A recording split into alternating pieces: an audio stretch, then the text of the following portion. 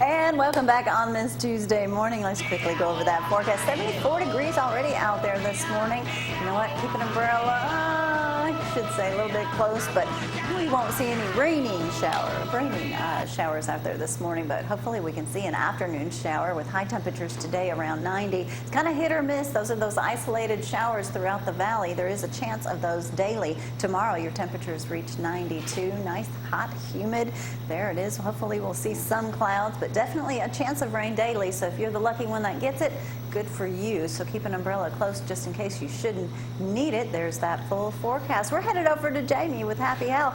Early happy birthday. His birthday's on the 19th, so we wanted to get your birthday's coming up Sunday on Father's Day. Yeah. How old you gonna be? I'll be 67. 67. Now, what were you telling me about little Jimmy Dickens, the star of Grand Ole Opry? Well, I had my picture made with him twice back in. Are you bigger than him?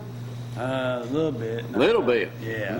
What are you going to sing today? I'm going to start off with Your Cheating Heart. All right, let's hear it, and then we'll go back to Kristi. We're going to talk with her in just Hank Jr., you know, both born on the same year. Oh, really? But he was in May and mine's in June. Okay, so you're going to do Hank Williams Sr. right now. Yeah. And then we're going to come back to Kristi, talk about the indictment, not only the indictment, the conviction of House Speaker Mike Hubbard in just a second. Then we'll talk with Mark Yarborough in just a little bit, and Peanut and little William in here this morning, too, see what they got going. All right, go. Thank you. You're welcome.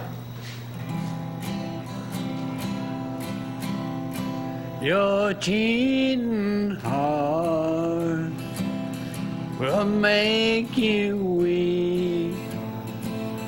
You'll cry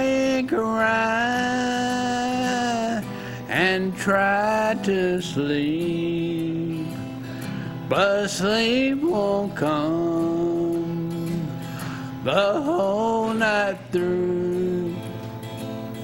Your cheating heart will tell on you when tears come down like falling rain.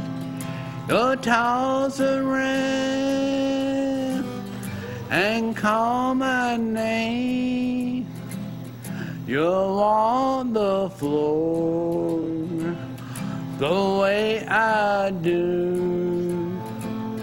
Your cheating heart will tell on you.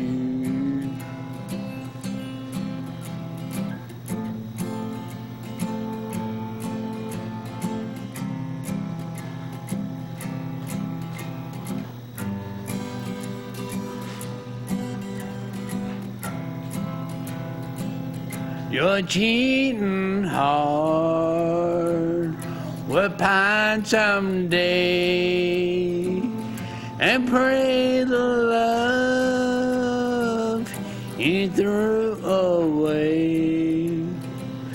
But time will come when you'll be blue. Your cheating heart will tell on you when tears come down like falling rain. You'll toss around and call my name.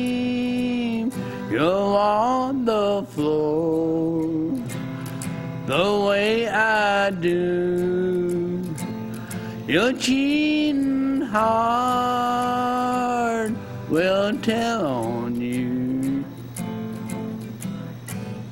All right. You know what? Thank you. You being a divorce lawyer and stuff like that, that ought to be a theme song that y'all could use. Your cheating heart will tell on you. I think you planned that. You start talking about cheating, and then we're going to talk about Mike Hubbard. What a segue. All right, Kristi, thanks for coming up, taking No time problem. out of your busy schedule, campaigning and everything, and still working down on the square. You got to go to court today and everything. When I asked you at church today if you could do this, you said, yeah, I'd be glad to. Mike Hubbard has basically fallen from grace. That's right. What does this mean, basically, for the state of Alabama? Well, you know, he's now the Speaker of the House, is now a convicted felon. He was indicted for 23 counts of various ethics charges and convicted on 12 of those. So he's actually convicted of 12 felonies. Each one of those is a Class B felony, carries anywhere from 2 to 20 years in the penitentiary. Now, you have the indictment, the official indictment I right do. there. All right, I know it says 2 to 20 years on each one. Now, he's going to appeal. That's right. I've already said that. That's a very expensive process. It The is. chances of overturning that are what, 10% on an appeal? You know, 10, 20? it's hard to say, but typically, now this is going to be a trial where I looked at it when I looked at the indictment to see the number of motions filed. I'm sure there were objections during the trial. There are going to be a lot of things to appeal from, so I'm sure it'll be several years before the appeal process is complete. But in the meantime, Will he's he not be Speaker of the in or House out? anymore, but he's free. That's correct. He's out on bond, He's appeal out on bond. bond. And his bond's kind of extensive. 150,000 or 60,000, yeah. Is that high? For an appeal bond, not necessarily. You know, What's you're a the- convicted felon. What is the so- difference so- in what he is convicted of than what Don Siegelman did? You know, they're similar. The charges are similar. They're all using your office or using your position for personal gain. He was charged with, when he was chairman of the Republican Party and as Speaker of the House, using both of those for personal gain, either through the process of giving contracts to somebody or asking for contracts from somebody as a lobbyist. Now, I read on here and been keeping up with this, and just hoping that the people were not going to let him go. The prosecutor called in the current governor, the ex-governor, the richest man, yellow fella in the state of Alabama. They called everybody in.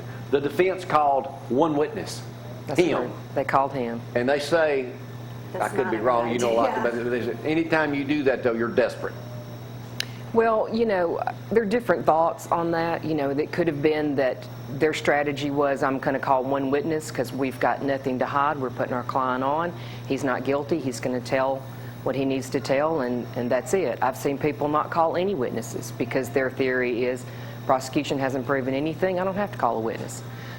So, you know, it depends. You don't have to measure number against number of witnesses. But Not being there and just hearing what they had to say about it, his arrogance really shined through. yeah, I think that it's always, you know, no matter what a juror says, the attitude of somebody is going to be affected. You know, how the prosecutor acts, how the prosecutor in this case, you know, was not the attorney general. Right. It was actually a supernumerary district attorney, which is a retired district attorney who's called back into service. It was Van Davis, who was DA of St. Clair County for 18 years. Did a great job, too. He was a great district attorney and did a great job in this case.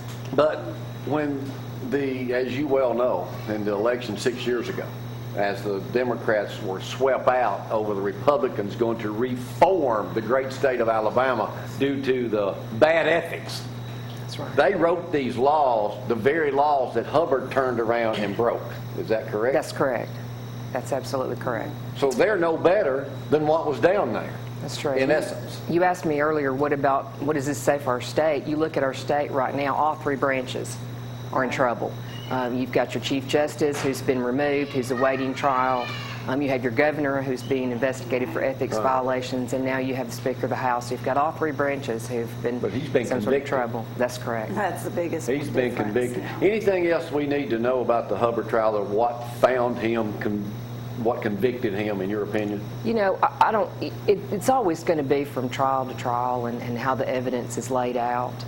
And sometimes you're right. Sometimes it's the personality of the defendant that gets them convicted, and sometimes it's the way the witnesses are laid out, and sometimes it's just a really good prosecutor, you know, who really laid it out there. And but 23 counts, and you get convicted of half of them. You know, a little more than half. In your case, being a former prosecutor, did an awesome job here in Limestone County, to being on the other side now, has that been a big change for you?